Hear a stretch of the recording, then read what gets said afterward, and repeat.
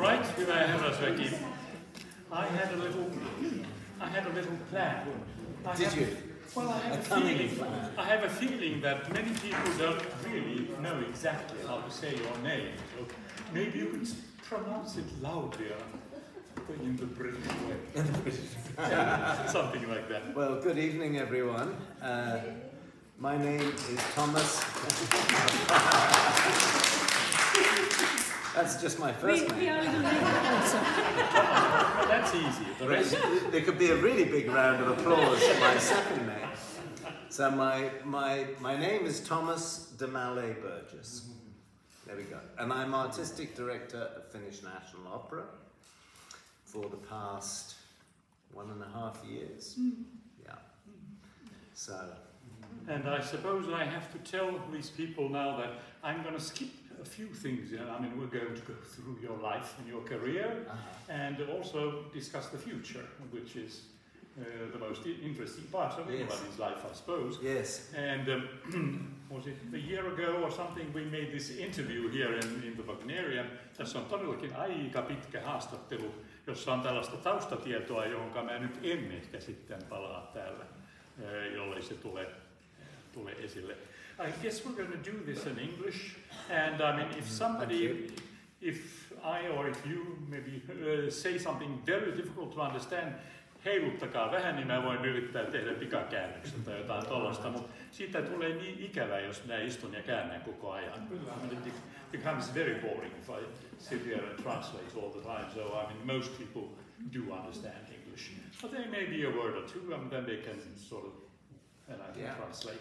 Well, you could also signal if you're getting lost. Yes, exactly. I sort of felt like I would like to begin with the Animal Farm, which is running now at the Opera House. Yes. Am I right in presuming that this is not your choice? This is still of the.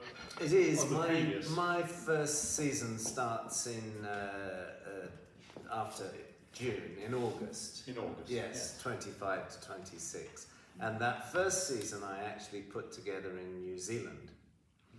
And believe it or not, Finland is very different, looks very different from New Zealand. But they are also happy people. They can be. They can. They can be, yes. Yes, not 8 years of happiness though, which I understand is the case here.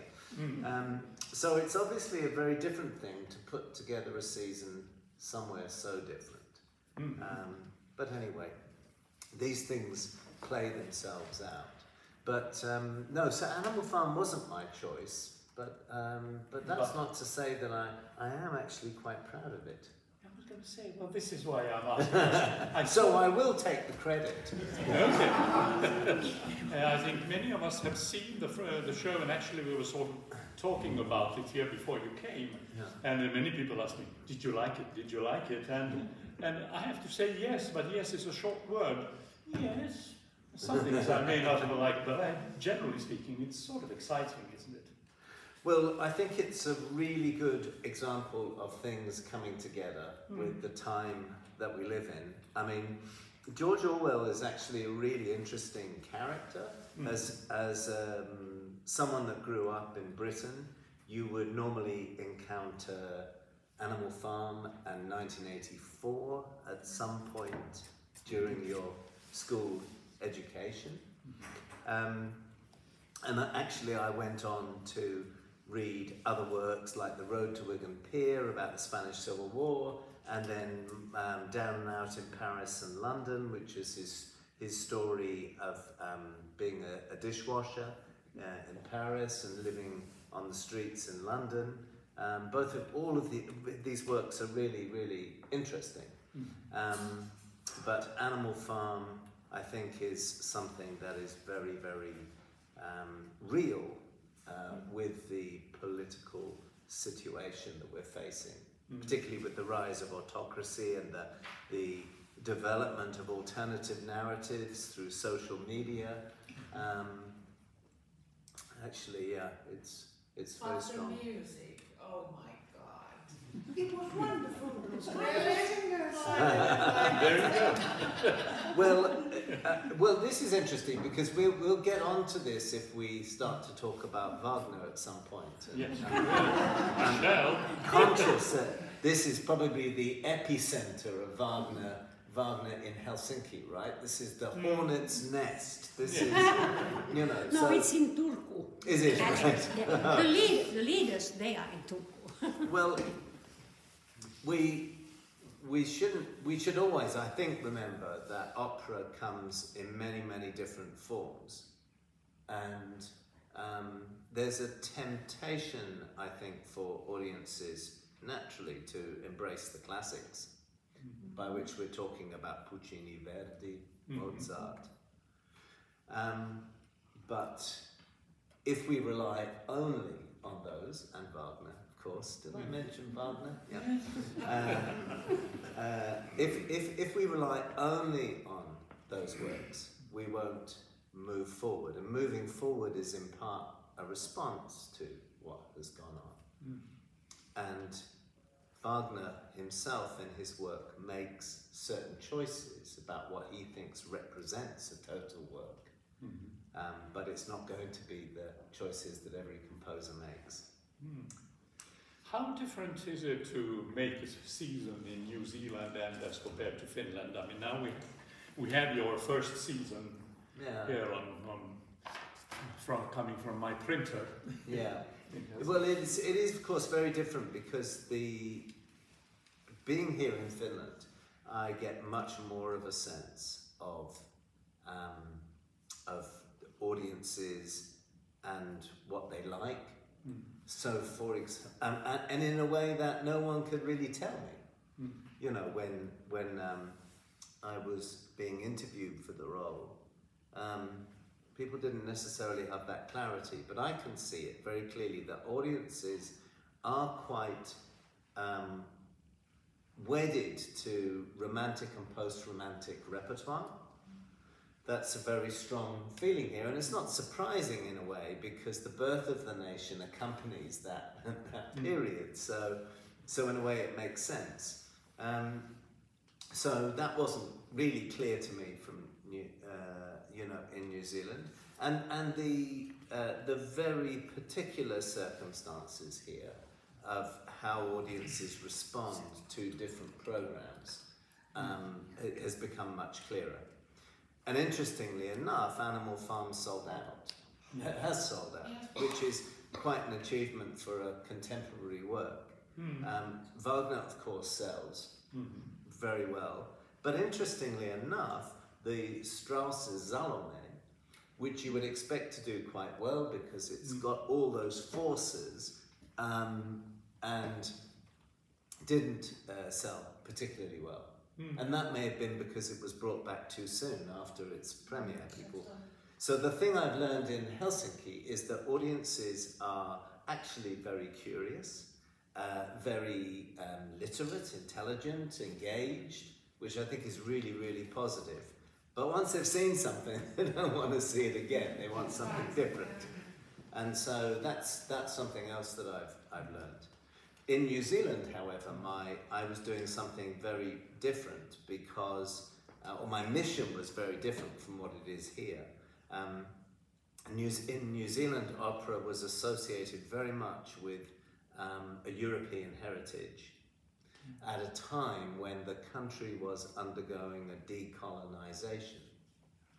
And so the question then that arose is, what is the role of opera in a country where the traditional politics and lines of engagement are being challenged across that culture? How do you embrace indigenous cultures within a European art form? And that's a very, very different question from the question we face here. Now we're actually talking New Zealand, but you also worked in Perth in Australia. Yes, I was in Perth in Western Australia. I did this crazy thing. So I was living with my family in Ireland after some time in the States. And we were 7 years in Ireland, and the global financial crisis came. And the global financial crisis hit Ireland very hard because everybody from judges, lawyers, doctors, taxi drivers. The man in the street, as we say, owned several properties. It was a thing. Money was invested, money was leveraged against property. And when the global financial crisis happened, everything imploded. And so the IMF came in to run the country effectively. And we had a very good friend in the central bank who said, you should go, because it'll be 10 years before this country sees itself. And did it? Has Ireland seen it? Well, it has. It's come round, but it has taken 10 years, and my children now are grown up. That would have been 10 years of their life. So we moved to Australia, and I set up my own company there, which in retrospect was quite a bold move, but it allowed me to do the things I wanted to do. Now, have you done bold moves now for the coming season here? Well, there are some bold moves. I mean, I've actually tried to balance things. So I appreciate that there's no Wagner in that first season. No. Have you noticed? I noticed, yes. So there is no Wagner in that first season, but of course there is Humperdinck. Now, Humperdinck, of course, is a big disciple of Wagner, and that orchestra for Hansel and Gretel is 110, I think it is, maybe a little less, 95. But anyway, it's a pretty substantial orchestra, and Hannu ja Kerttu. Yeah, Hannu ja Kerttu. And I thought that I wanted, first of all, to have something in the repertoire that had that breadth, but something that children and families could come to. It's not 6 hours long. You know, it's a shorter evening, and even though I wanted them to understand it immediately, so that's why we've commissioned a new Finnish translation so that it's immediately available, so you know, younger people as well as adults don't have to look up all the time. Hopefully they can get what's going on. And it's interesting because one of the things that's so wonderful about the opera is that I see parents coming with children or grandparents coming with their grandchildren. That's a thing, it's a real thing. And so I'm hoping this will build on that. Anyway, and keep you wonderful people at bay for a little while. Wait until. Yeah. Until the real thing. I hope there is text anyway. There will be text anyway, absolutely. There will be in the 3 languages, but it'll be sung in Finnish. And the other thing to say is that Hansel and Gretel, of course, in Germany is a seasonal favourite at Christmas time. That there's a cultural association with it, which doesn't exist here. But this production actually is quite an old production, but it's a very interesting production. It's often said, many people think of it as one of the greatest opera productions if they had to list opera productions over, say, 10 years. It's actually from Chicago, is that so? Yes, it is, but it originated in Wales. In Wales? Yes. Okay. Yeah. And it deals with some of the darker sides of the fairy tale, as well as... so there's a tension and a contrast between the beauty and melody of the music and then exploring some of these themes of children who are abandoned and who have to face their fears, which is quite interesting because, you know, sort of I'm a parent, have 2 wonderful girls, and when I grew up, we just kind of disappeared off for the day. You know, we would just wander off and come back for dinner, and there was no mobile phones, no internet. It was hugely freeing and full of self-reliance, but children nowadays are very protected, probably with good reason. And that worries me a lot. So I think this story has a lot to teach adults as well as kids. Well, I do think it's interesting. I don't remember, I've seen it, of course, even here in Helsinki, but I don't know when and where. Years ago, I think. I've seen it. You don't remember? 93, I think. Maybe it was 93 or even, something like that. Something like that. So, I mean, yes, we're living in 2025. So back to the season generally, I've tried to balance things. So you probably know this already, but but I can't do just what I want. I have to do a certain number of revivals. I have to do a certain number of hires or co-productions, and then I get an opportunity to do sort of a couple of productions, maybe if I'm lucky a year for whatever I want to do. So there's of course Tosca La Traviata, there's Hannu Jokertu, there's Elektra, because that's a revival, and I thought it was important if we didn't have Wagner to have some Strauss. So, and that's a classic production, and it hasn't been on for a while, so I'm hoping that people will enjoy it and come and see it. It also happens to be one of my favourite operas, not just because it's 45, 50 minutes long, which I think is a positive, but because it's so impactful in its style. It's a great piece. Well, we'll get back to those these productions. What is your second new production for the season? Is it this Morning Star? So the Morning Star was commissioned by my predecessor Lili Paasikivi, and so that's been on a kind of on journey,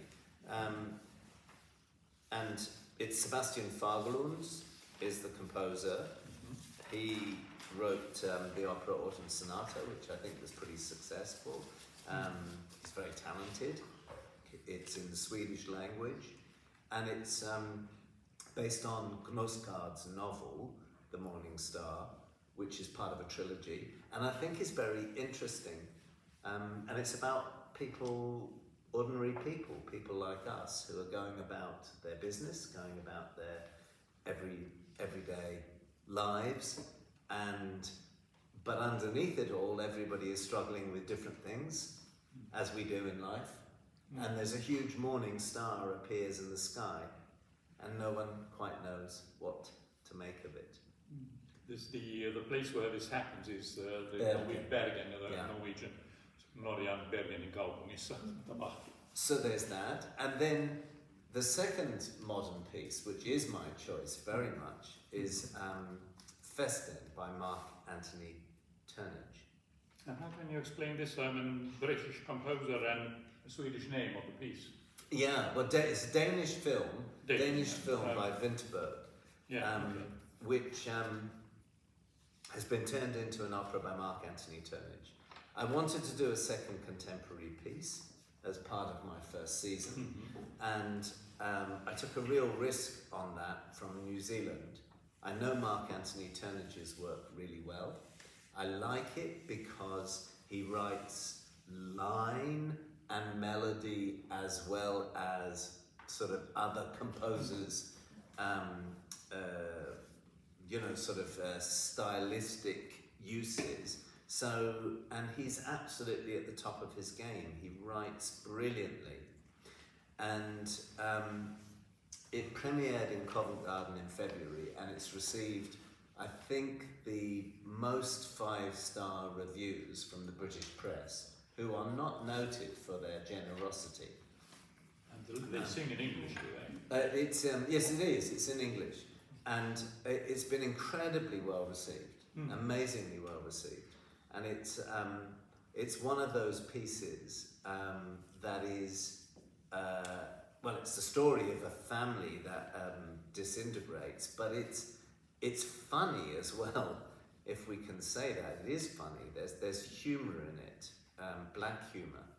That's the other thing I discovered in Finland, is that the British and the Finnish share black humour.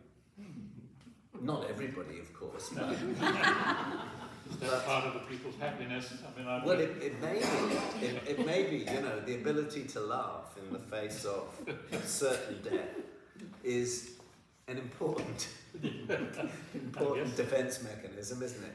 So, so this story it's an amazing story, a 60th birthday party, and this patriarch of the family, who's full of himself, very successful, really asks his children to make a speech, and one of them talks about the abuse that he received at the hands of his father. And that doesn't go down so well. But what's interesting about it is that it's just kind of, first his speech is laughed off by the guests, and then he gets up and he says more, and it becomes more difficult to accept. So you sense the intense embarrassment of everybody around, and then he gets up a third time and he goes again with more detail, and of course at that point you get all sorts of different reactions. So it's an intensely uncomfortable evening, but in terms of the sonority of the music, it isn't. And so in that way it follows a line of very classic opera, I think. Does it have a happy ending, or? Well, I can't spoil the ending for you. But you can watch the film, of course, which follows a similar, a similar line. So I think that is going to be, Festend is going to be very, very, very interesting, and it's great that it's able to come here for its European premiere. Yeah. I guess one has to make a little noise around this so that people would sort of discover it and go. I mean, I think that audiences here are curious, as I said, so, yes. and I think given the way in which it's been received in London, I think it hopefully will do very well. And what about this Morning Star? I mean, that's given in Swedish, then, is it? That's in the Swedish language, and may be problematic. Some people may not like it, or I don't know. Well, I can tell you it's a lot easier than Finnish. I guess it is. But I think that Sebastian is known here. His work is known. Oh yes. And I think it's very important that we support our own composers and writers. Gunilla Henning as well is well known, and of course married to Magnus Lindberg, who I'm trying to persuade to write an opera. Yes, but he's a tough cookie. Oh dear. One should think. I mean, is it so that it's not really well paid, or why is it such a tough cookie for them? I mean, it would be something a wonderful thing to get a commission.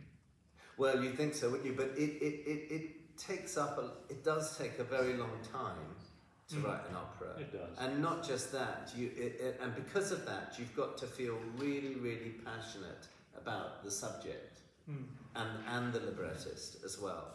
And if you're not, what will happen is that you'll run out of steam 2/3 of the way through, and then it is crucifixion.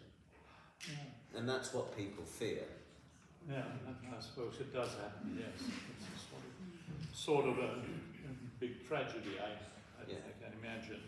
And for you, for those of you, for everybody who's interested in Wagner, I think is an interesting question with the Festend, because the librettist for Festend is actually wrote the musical and the Billy Elliot, and one of the things he does in Festend really well is create a structure for the evening. The architecture for the evening in Festend is brilliant, and the architecture of the drama very much dictates the architecture of the evening. So, whereas in Wagner, of course, one feels that it is primarily the architecture of the music that is determining the arc of the evening. So it's interesting as a point of comparison, I think, for two different ways of approaching opera. It has received, I see here, it received many awards here. Yeah. Oliver Award, the best new opera production, blah, blah, blah. Seems to be quite many people have liked it, and that's a nice thing. Well, and London is more, in many respects, more conservative than Helsinki, I think, in terms of its audiences. So, yeah, definitely. I mean, I don't know how many millions of people live in London, but there were 6 performances programmed at Covent Garden. We'll program 12 here in Helsinki, twice with, and what's our population? 1.5 million? Is it something? Were they sold out in London, or? Yes, they did. And not at the beginning. No, okay. Not at the beginning, but then rumors, the word spread. Yeah. Isn't that is fascinating. And Well, and this is also your creation, this Luonnontarha and Jolanta evening. Yes. Yes. Yeah. How interesting. Two very different things in the same evening. Yeah, so the Tchaikovsky is Tchaikovsky's last opera, Jolanta. Yeah. And it hasn't been seen here, I think, since 1911. Was it? It's anyway quite a lot. I don't think any of us were around. Maybe was anyone around in 1911? I have a feeling I've seen it. I don't know. Onko nähnyt se Jolanta täällä? Ei täällä. Hey, well, I must have seen it elsewhere then. In Savonlinna. We are quite old. In Savonlinna, yes. I mean, the Russians paid a visit. Yes, you're right. Yes. And so part of what I'm trying to do with that piece, as well as program an opera that fits within this kind of romantic, post-romantic repertoire, but is to think about how we can get different communities involved in the creation of opera. So I'm trying to counter a hierarchical approach where the audience is sort of separate from the creation of the work. And this concerns a character who is blind and visually impaired.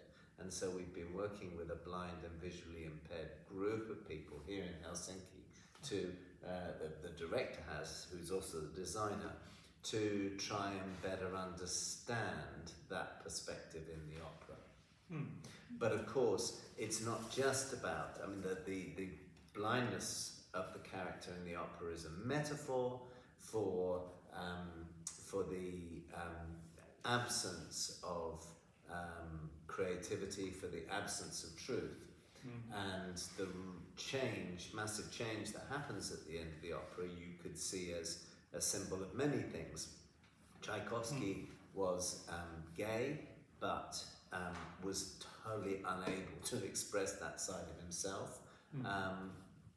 And also, of course, it coincides period-wise, or certainly in the way the opera is set, with Finnish independence, about that massive kind of change that happened here. So there are different confluences that come together, and I think that Anthony MacDonald, the director and designer, is really, really interesting. He's looking at what truth is and what happens when you keep it hidden or boxed in.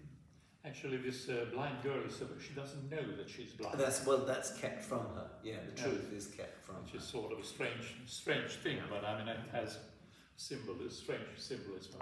Yeah. And the conductor will be Christian Sallinen. I don't know, we haven't heard a lot of him, have we? Well, he's yeah, I mean, he's just out of Sibelius Academy. So it's an opportunity. Yes.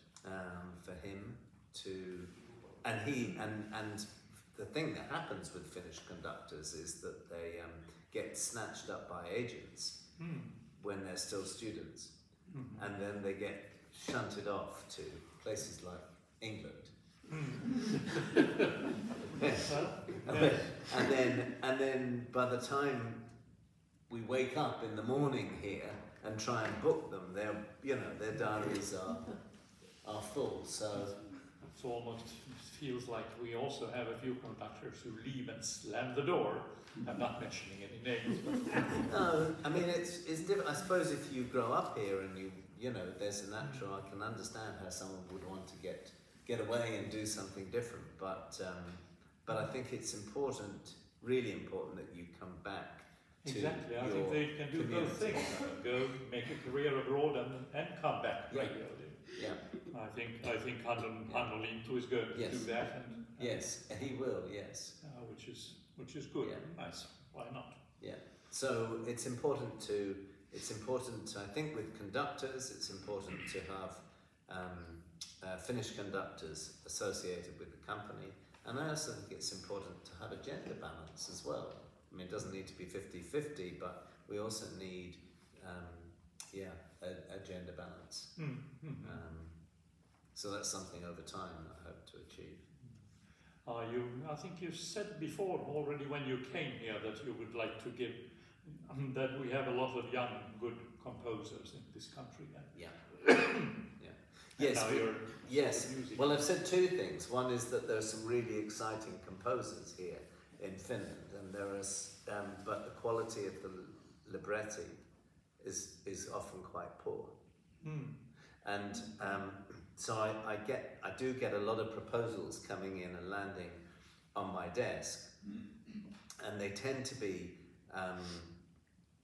composers actually who are coming up with the ideas, but the subjects tend to be very what's the word? Very serious and quite literary, and I think that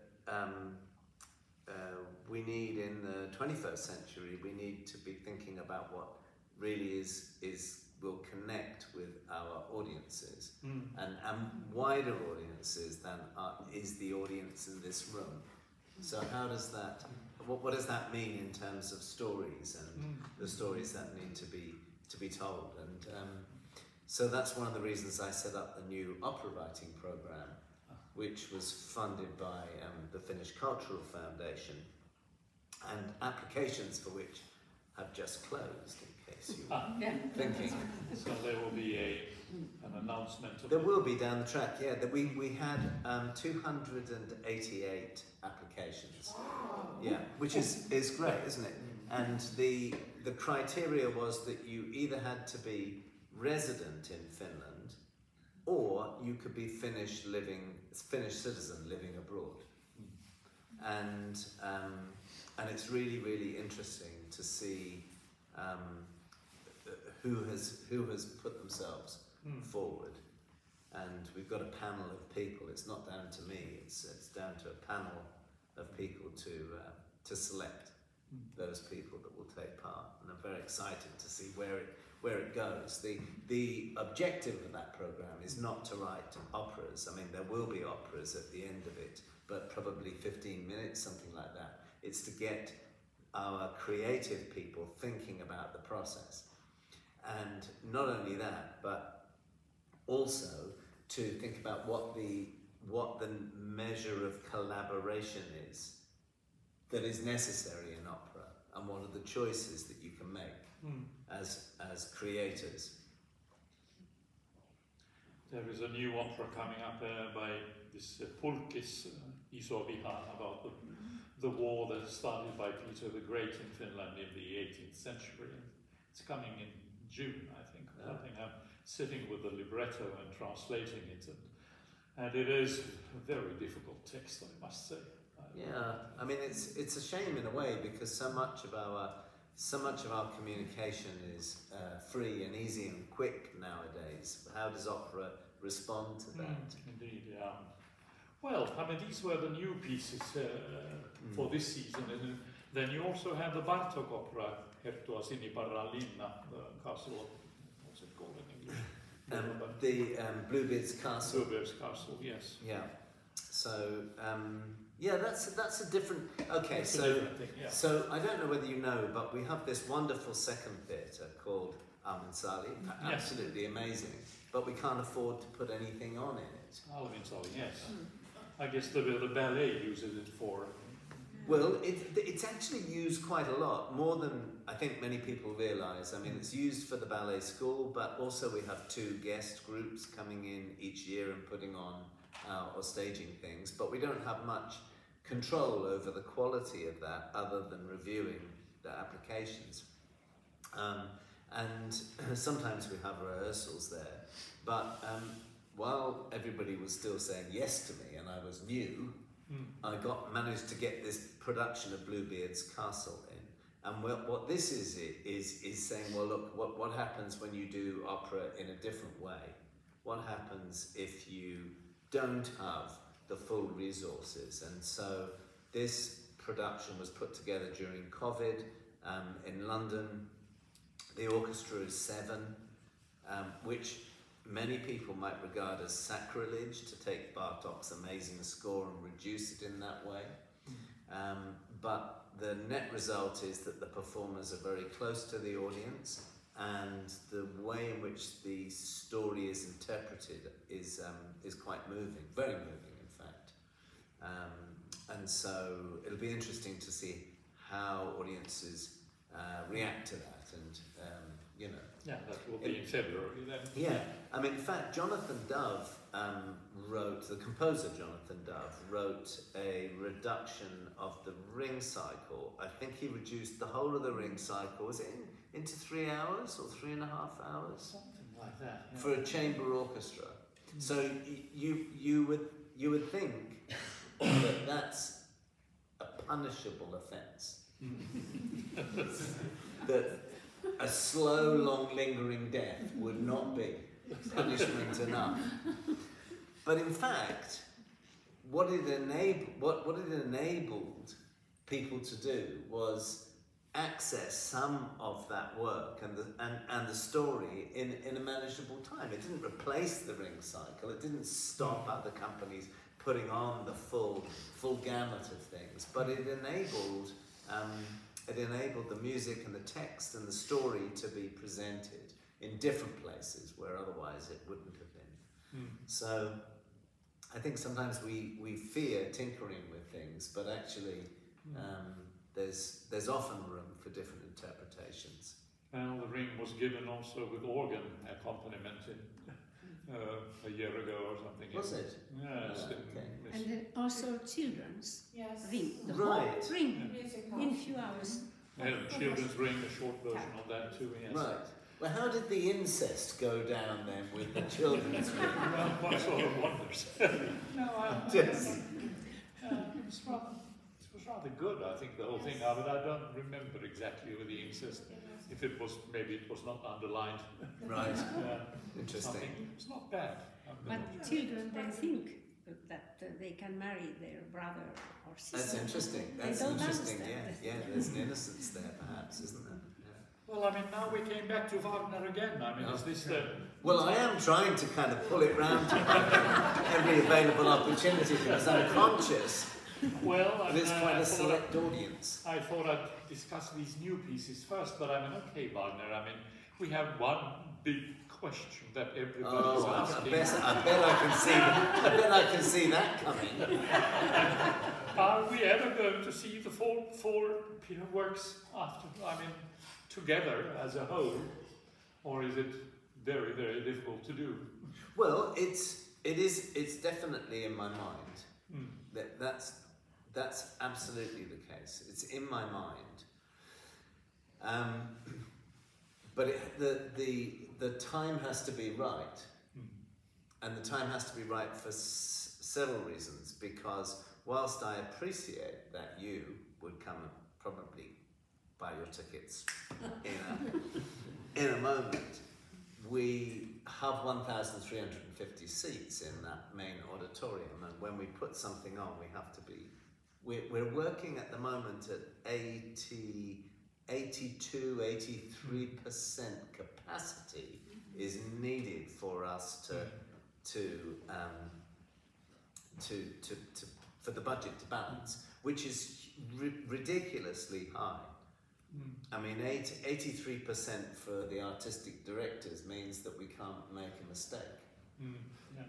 But do you think there is such a risk that, I mean, Wagner? No, I think people will come and see it, but I think it needs a certain amount of time between the sequence and doing the whole thing, and then we need the resources to do it properly, so that we can do it within, properly within a cycle. I mean, I've seen very successful cycles happen Friday, Saturday, Sunday, for example, which was my original proposition, that we host a series of events that include dinner and breakfast and probably accommodation, sleeping bags or whatever, but that we make a thing of that. But so that's something that I would really, really love to do, where we just gather everyone together for that period of time. This Yeah. thing about filling the hall, it seems to be I was a bit surprised when I looked at how the tickets sold for the Ostrobotnia, Pohjalaisia. I mean, there were evenings that were not so well sold, and I was wondering, what's wrong? I mean, don't we love that piece? I mean, somehow we do, don't we? Well, it's interesting, isn't it? I think 10 years ago, Yeah. it's the sort of piece that would have sold very quickly. But Yeah. I'm not sure. I mean, I don't think people like the production that much, to be honest. And I think, I mean, I thought it was very beautiful in the way the set moved around and everything. There were some problems with the acoustics that Yeah. results from having such a big open stage. Maybe the potatoes took away the sound, I don't know. Well, it's not having a back, really. Yeah, something like that. Yeah, but I think some people who know the opera well said to me that the intimacy of the relationships between the characters was lost on that huge set, and that they had seen it in another production where things were much tighter and it worked better. So that was one thing. The second thing I think is the other feedback I got was that stories about Finnish men getting drunk and women putting up endlessly with the men feels dated, and I think that's also something that. Yeah, maybe so. Yeah. And it'll be interesting to see with the Ostrobothnians, the Salinen opera that is coming up. Yes, just whether people. I'm preempting you. I'm Yes, you interviewing are. myself, aren't I? There you go. Yes, But whether the people feel the same way about that, because that's an iconic Finnish work. It's never been at the Right, National yes, yeah. Opera. Salinen, of course, lives just up the road and celebrated his 90th birthday and will be there for the premiere for the first night, God willing.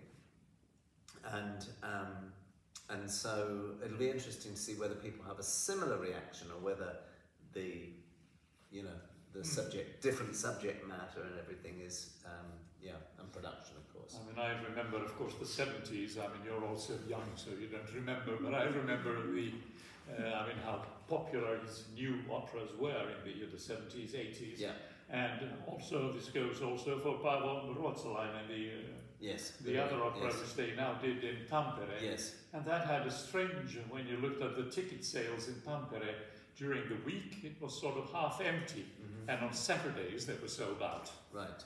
And that means, in my opinion, that means that maybe the people in Tampere were not so much in love with the piece, but people came from other cities and they can come on Saturdays, or something like that. Okay, that's interesting.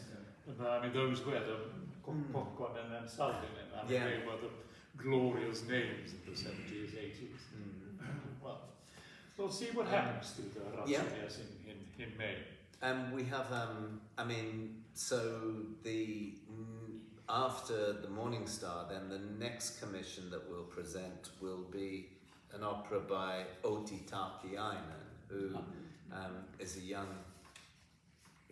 lady and very talented, and this actually is a co-production with Essen, the Alto Theatre Alto in Theatre, Essen, yeah. which is kind of interesting connection. And that's called That's called A Day of Night. Day of Night. Yeah, and it's it has there's a strong Sami storyline through that piece, and there'll be a Sami creative team that delivers it. So I think that will be quite interesting.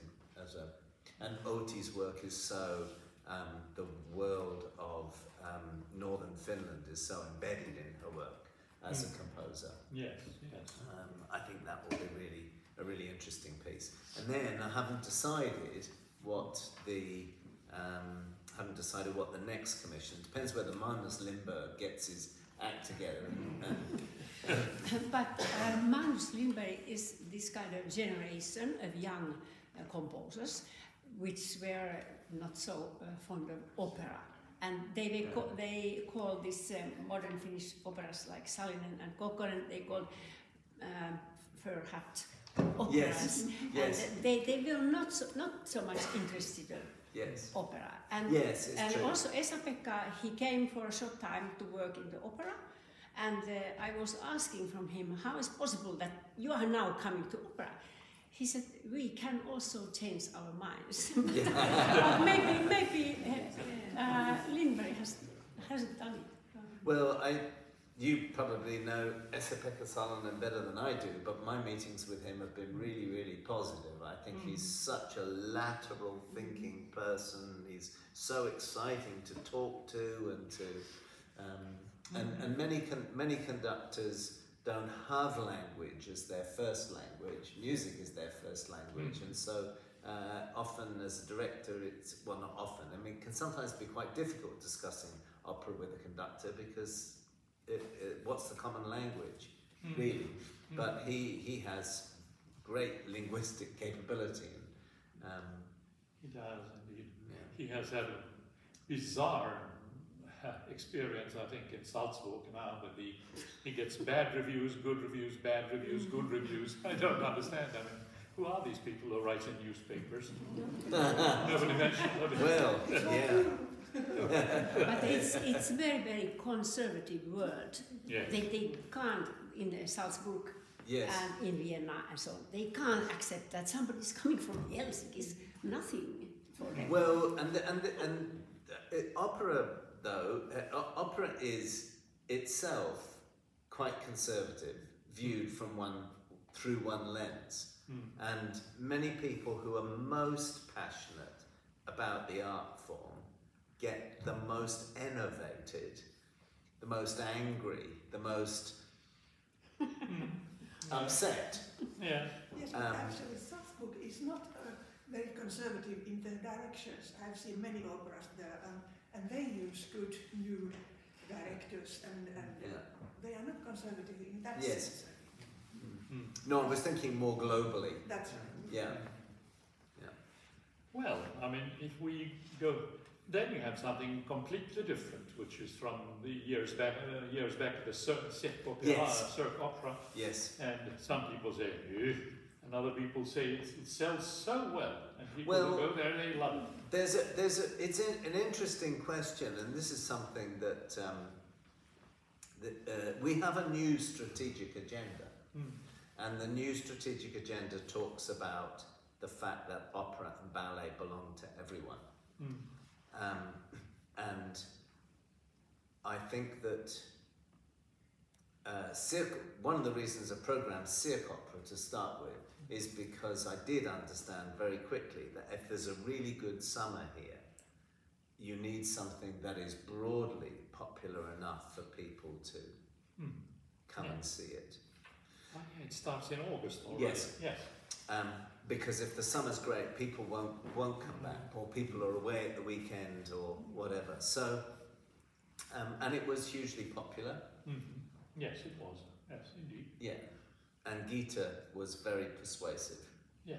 Well, Because something has to fill the coffers. yes, of course. But I do think it raises the question about musical theatre and what role musical theatre has in an opera house and what role music theatre has in an opera house. And I don't necessarily have the answers to those things.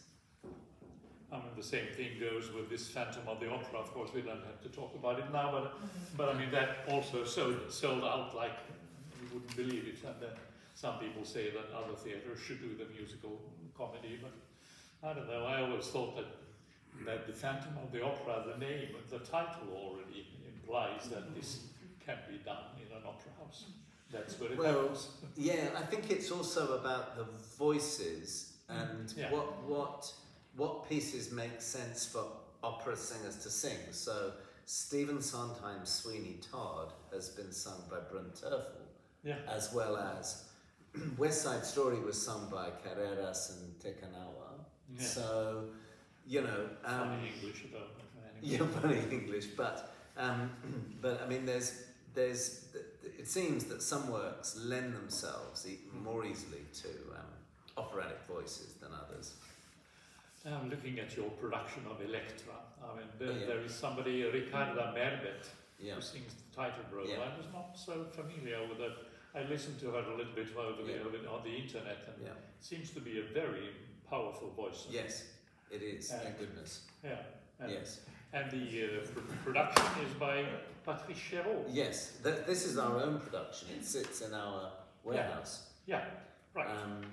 But there's a fantastic cast. You need a really brilliant cast to sing. Yes, one does. That indeed. work, and that cast is at the height of its powers.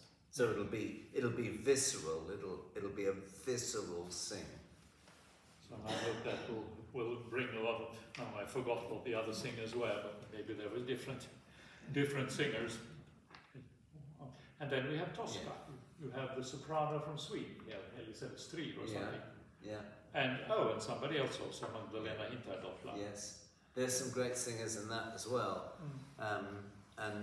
Again, that's a work that needs a viscerality, not just in singing, but also in the performance, in the way that the performers relate to one another, because it's a triangle, effectively. I shouldn't say this, but I'm sort of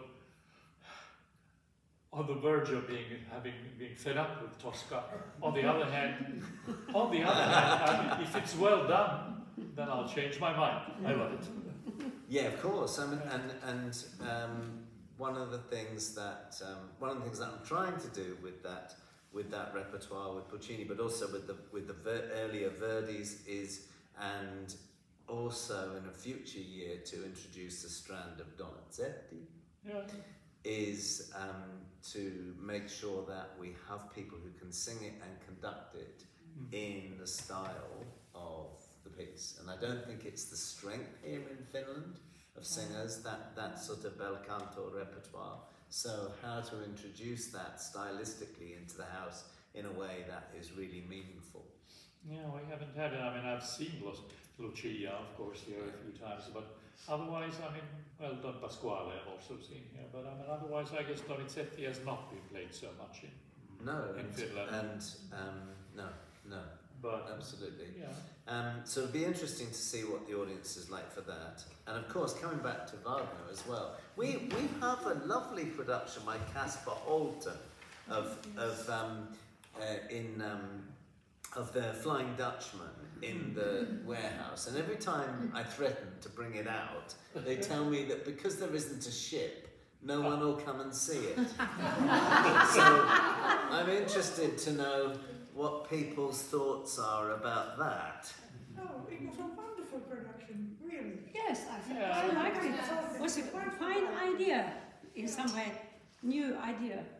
There's nothing wrong with it, but I think also the press department, which I have worked very much, because I used to work as a music journalist in Finnish radio. Okay. So the press department, I told them that when there are some new singers coming to sing, for instance, Senta's role, yes, and there's a very famous Finnish singer coming abroad to take this role, and they don't send any information to press that they would make something, to make some interview or write something.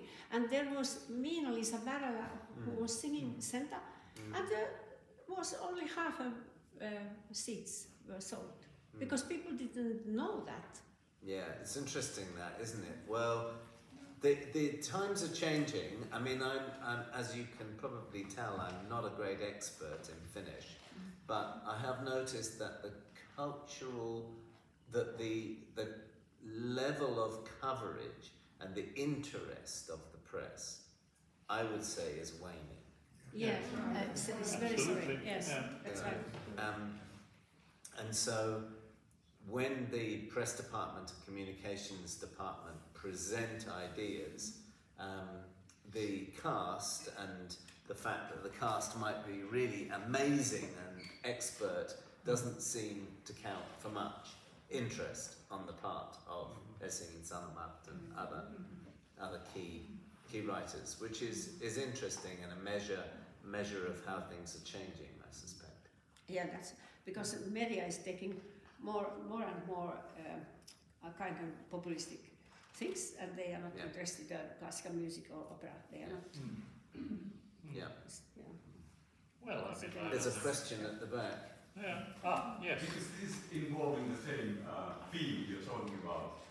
Nowadays, because in old days, we've been colleagues with Paula at the Open Festival, also in Yle, and old times, even I'm so young in this group, I can even remember at old times the big names filled the houses.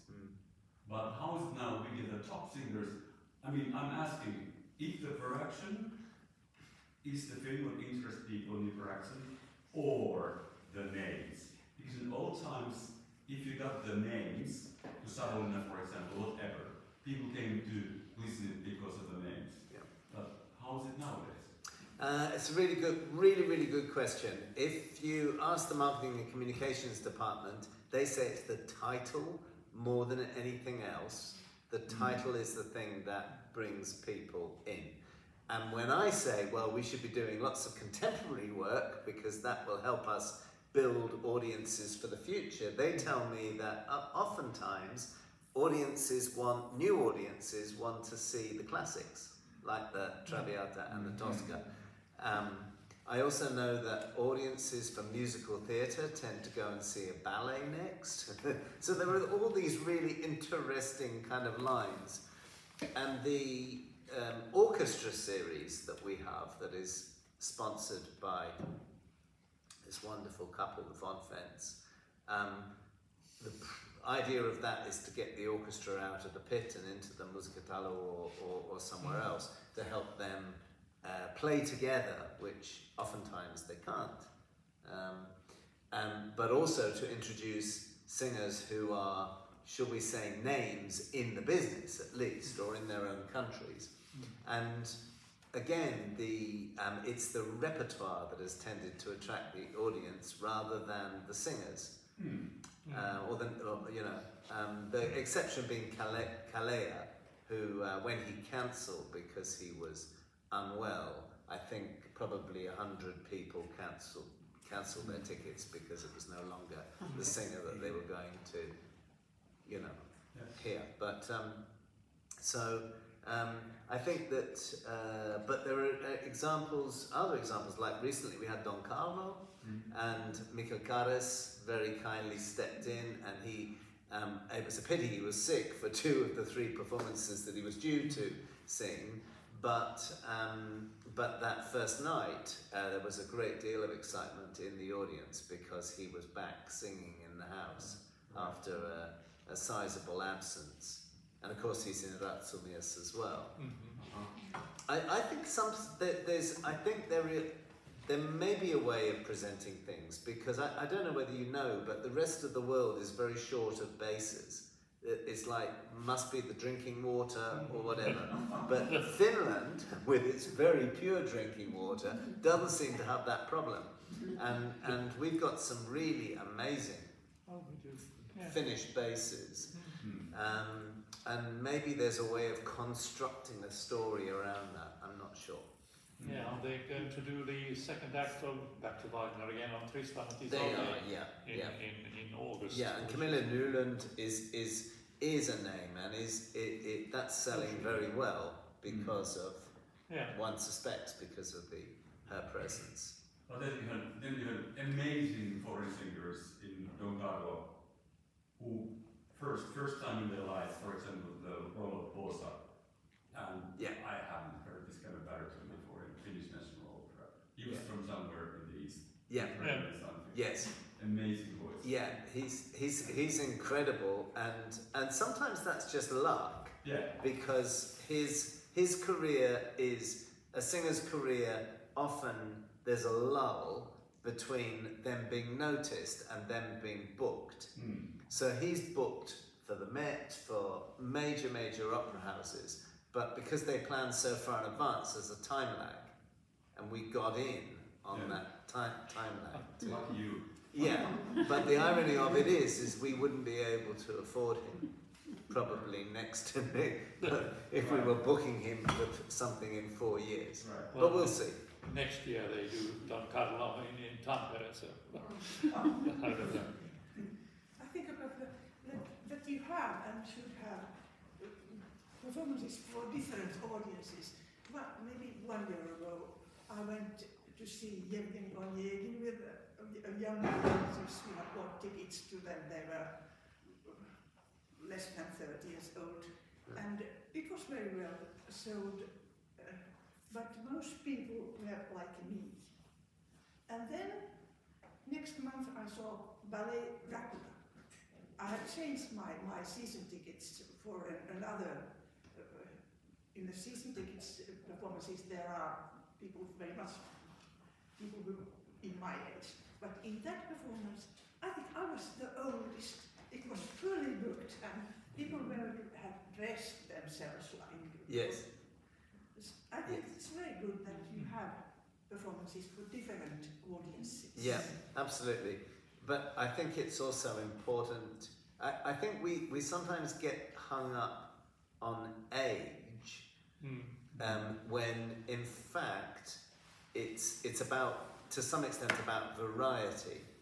Yeah. And I mean, it's fairly relaxed here, which I think is great. People can dress the way they want to dress. They can dress up or they can dress down. But I think all of us have a responsibility to help the next generation and the generation after that get into the art form. I think we can be honest and say that opera is some people have the conversion on the road to Damascus, like St. Paul. They go and see an opera and then they're kind of forever changed. But most people need saturation, which was my process with my kids. I just took them along from the earliest age. And the good thing now is that they can, both my daughters can sit through a dinner and make conversation, which is a plus, I think. And they'll also sit through operas. Well, there you go. Yes. And of course you can't offer a bad ballet or opera for just thinking that's for younger people. It should be high level, naturally. Yeah. Like Sometimes you have had things going on during the intermission as well at the Opera House. I guess would that be something good for the Hanno and Kerttu? So one of the things I'm trying to do is I'm trying to introduce sort of conversations that happen around the work, because audiences that are already in love with the art form want to engage with it more. And so one of the things that I'm trying to do is have talks and things like that, events that happen around the operas. So we were thinking, for example, with Hanno ja Kerttu, that we might have a talk for the parents on how to deal with difficult children, or how to survive children, because they're not that easy. And maybe the kids can be making gingerbread and listening in with the corner of their ears. But anyway, after Festen, because the themes in Festen are so broad, the plan is maybe after the second performance of Festen to immediately after the show have a post-performance talk with the cast and the audience who can stay in the auditorium and just have a conversation about what went on. But anyway, there are plans to put those things in place. If one could run the whole show, one would ask the newspapers to start writing before the first night. Sometimes I think this after the first night seems like a bit good morning. It's very old-fashioned, isn't it? Yeah. But word gets around in Helsinki very quickly. I guess it does. Yes. Yes. If people like a show, then it sells very quickly. Well, you have some Wagnerian questions you want to... This is the occasion, yes. Well, I have a couple of questions, not really related to Wagner, but related to programming. And one is that in Finland, especially in the Helsinki area, we we have a number of small independent groups that produce innovative operas Yes. that seem to be very successful. Yes. They are often played in other places like the Music Yes. Center or Yes. the Alexander Theatre, Yes. because they cannot afford the Audi Hall. Yes. What's going to be your relationship with these independent groups? Yeah. Cooperation or competition or whatever? I'll take the second question at the same time because other people may want to say something. What about Baroque opera? But When do you yes. see a Baroque? Well, several big things there. So, so my approach is partnership, and I think that's really important at this time because we're a very large ship. I mean, we have 535 employees. If we haven't had an increase, inflationary increase for 10 years through a period of huge inflation. And just last year, the government decided to give us a 1-year increment, which made a major difference. But it has meant that the House has historically each year cut. And I think that's, I mean, what it was necessary, but it has meant that we haven't had we don't necessarily have the resources to be able to be incredibly generous. So one of the things I'm trying to do is put together partnerships where we say, okay, instead of trying to control completely everything about a production, we let somebody else in. And so that leads neatly on to Baroque, because one of the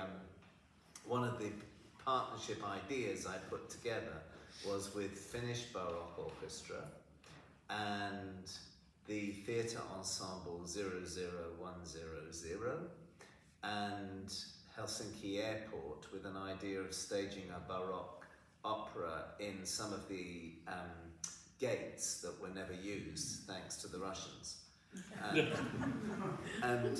And to actually have a kind of site-specific performance there of a Cavalli opera. So that's an idea that is just kind of moving ahead. I've also got a Gluck planned for in 2 years' time, I think. And I would love to produce a Handel as well. But it's a question of which one. And that's not an obvious question here. I don't know the answer yet for here in Finland.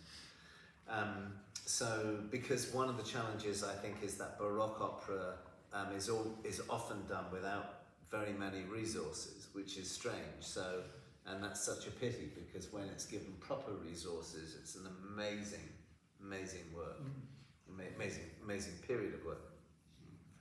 So partnership is very important, and I do go and see the work that some of those groups produce. And we do invite 2 groups each year into Army Hall too, where we provide the hall for no rent at all, and they bring the production, and then we split the ticket income. But I think it's really important because those groups, I started talking about money, and those groups are really suffering at the moment, and they're the groups that are able to do works that are very interesting, different, chamber works, for example, Baroque works.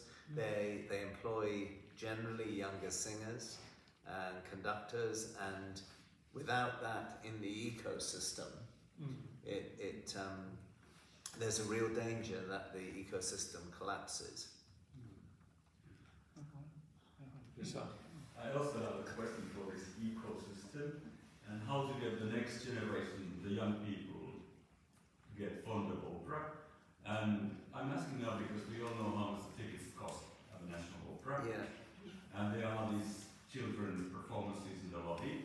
But I think the real music persons, like I remember when I was a kid, I hated all kind of kiddie thing. I wanted to see the real opera. I wanted to go to the real concert. I think this is the feeling with most classical music enthusiasts. And now I'm asking, are there like a certain quota for the children to come to the performances? or come to see the dress rehearsals because the tickets cost a lot, and the musical child wants to see a real performance, a real concert, not a TV play. Yeah. So my question is, are they cheap tickets for the kids if they want to see a real traditional opera? It's a really good question. There are, I mean, the ticket, you can get tickets for €20. Real performances. Yes, but later, not at the beginning, but later, much nearer the performances. Whether that is advertised well enough, I'm not sure.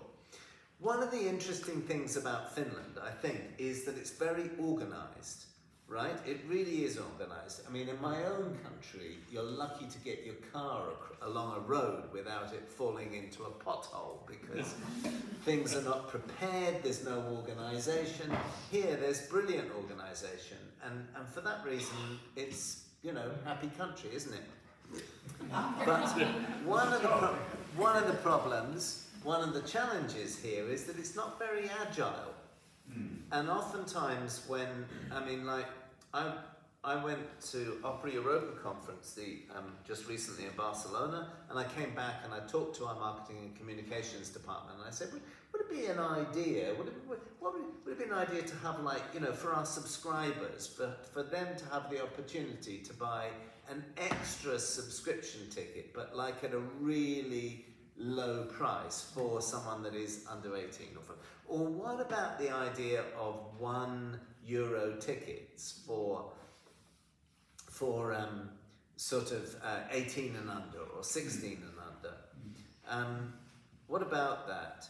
And because the publicity that we would get from offering something like that would be worth its weight in gold. It would be worth more than... So anyway, so I'm still knocking on the door. And, you know, and I wouldn't sacrifice the wonderful public transport and the lovely roads with lovely tarmac on them for that agility. But my hope is that we'll find a way to do that. Because I think it would be... I think there is a perception that it is very expensive, that therefore it's only for a certain sort of person, and that's not what we should be doing. Actually, I mean, I don't think our prices are that expensive. They may seem expensive for young people, so I think this suggestion is very good. But I mean, look at the prices at La Scala or La Salzburg with €200-300 a ticket. I mean, really horrible. And I mean, we have fair prices. It's an interesting thing, isn't it? The question of pricing is really interesting because people will go and pay €600 to listen to Taylor Swift. But what I keep saying is that that's a once-in-a-lifetime experience for people, and they're prepared to pay that sort of money because it is once in a lifetime, and it's guaranteed to be life-changing. Whereas a ticket to the opera is a risk, and people will spend so much on a risk. I mean, you're all addicted, so you know, you need your drug, so you're going to pay some more money, right? Because you're addicted. But for people that are not, it's the risk element, and that's why I think we need to do something. But haven't they done it in Musiikkitalo, with the orchestras in Musiikkitalo? They have sold tickets for €1. Isn't that right? I don't know. I have heard about it. I don't know. Well, if people don't know about it, then they haven't. And they get very successful results. They get a lot of young people because tickets were only €1.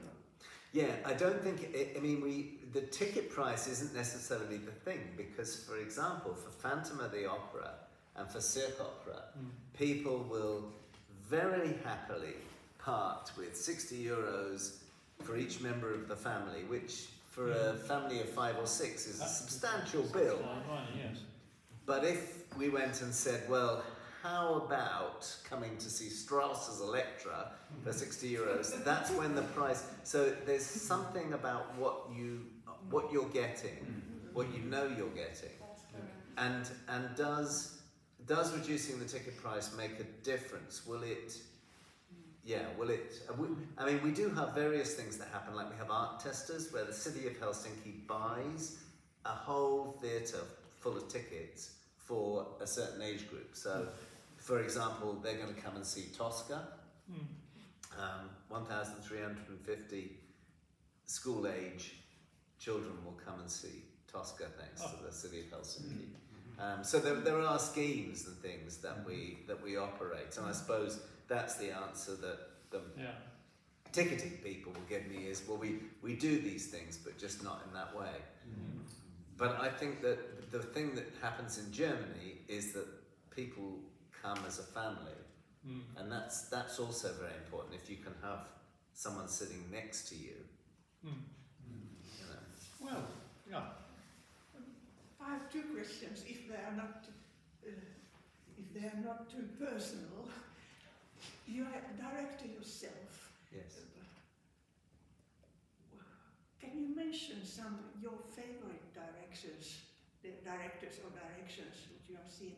And the other one, what is the opera for you?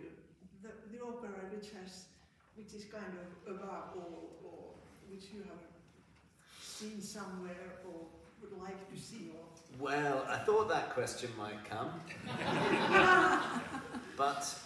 and I was thinking on the tram about how I would answer it, and I don't categorise the world in that way. okay. I don't, and one of the reasons I don't do that is because I'm still growing. I categorise the experience, and I love short operas, for example. Not universally, but Electra is a great opera for me because I can totally concentrate for 50 minutes, whatever it is, 50, maybe it's an hour and 15. But anyway, I loved Festen for that. Festen has no interval. You are just on a roller coaster. And then you get off and you go, wow, that was different. So, but one of the things in the Goethe Dämmerung recently was I didn't notice time passing. And my experience of that opera was completely different from how I imagined it might be. And so I can't say that I love short operas. I love operas that are experiences, that are engaging, and that set up their own terms and are good enough to demand that you pay attention to whatever those terms are. And so, you know, so I find that happens from Baroque right the way through. If it's well done, if it's really well presented, and same with directors' work, the work of different directors. It is very much about the experience for me. Siellä heilui käsi. As we have the Shakespeare's birthday today. Oh my gosh, we do, don't we? What am I doing here? I should be in the pub. But my question is, what's your relationship to Britain's Midsummer Night's Dream? I love Britain's work. Absolutely love it. We haven't seen it. Midsummer Night hasn't been shown here. Hasn't it? It's in the early 70s. Yes, I think so. Yeah. It's that Midsummer Night's Dream is absolutely fantastic, and of course takes the play pretty much verbatim, pretty much. But I also have to say, I mean, we've had Billy Budd, Peter Grimes is in our warehouse and will come back. I'd love to see Albert Herring, but I'm not sure if it would sell. It's not an opera that sells particularly well, but I find it very funny. But Britain is an amazing, absolutely amazing. But Midsummer Night's Dream, yep, okay, well that point is taken. Noted. What about British directors, conductors in Helsinki now is Nicholas Colm, And you? Yes, Also in Helsinki? yes. What has happened in Britain? Well, we had to, there was some sort of trade happened. The ambassadors and things got together and yeah.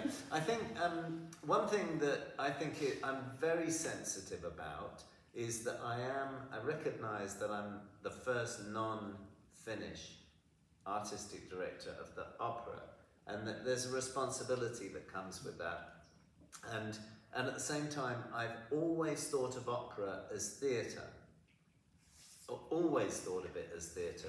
It doesn't necessarily need lots of costumes, set props and lights and everything, but it needs the basic interaction between the music, the text, assuming there is text, and character, you know, existing. And that relationship is a relationship that is deeply part of my history. And you mentioned Shakespeare. Shakespeare is absolutely that. It's metaphysics, it's violence and brutality and the worst aspects of human behaviour. There's raw comedy for the pit, and there's love and great grand emotions. All of that exists in Shakespeare. All of that exists in opera. But the moment I think we start to peel away those elements and say, well, it's all about the music, or it's all about the staging, or it's all about the costumes, we lose what is essential. And that for me is critical, the theatre.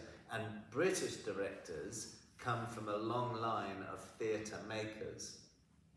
And so, yeah, I have to try and find a balance there between...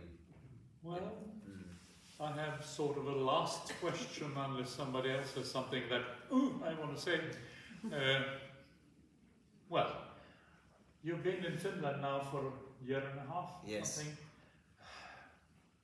Has the country changed in your mind? I mean, what did you think of the country when you came, and what do you think now?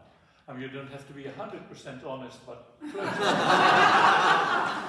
Oh my goodness! Right. Well, I think I've alluded to certain things. I mean, the biggest thing for me is the fact that my colleagues are really committed, dedicated, and great fun to work with. And that's really important, because there's nothing worse than going to work and not liking the people that you're working with. That's horrible. So they're great, they're fantastic, and that's really important. Audiences, I think, are very polite. I know that there are times, I mean, even in the year and a half that I've been here, where people have come to see things and they've not really liked them. But they've been very polite about it. Yes. And I'm not sure if that's a good thing or not such a good thing. But equally, I also think that audiences, that they're quite reserved, you know? Yeah. And so that's a trade-off, isn't it? And you know, polite and reserved. But I've always thought that the theatre is somewhere that the theatre is somewhere that has to be alive. And so I don't mind hearing if people don't like things. I don't take it personally. I enjoy that dialogue, because I think that not everything can be liked by everyone, so I think it would be great to see more honesty in the response of the audience to what happens on stage. That said, the audiences are very warm, and I always spend, every performance I attend, I spend the last 4 or 5 minutes maybe watching, at least the curtain call, watching from the side of the wings. And what you do as an audience in the way that you respond has direct impact on the performance. Direct impact on the performance. And they can take, you know, they can take criticism, but they also love the warmth. So, yeah, that's where I'm at the moment. but a year and a half is not a very long time. I guess not. Well, it depends. Well, I say thank you.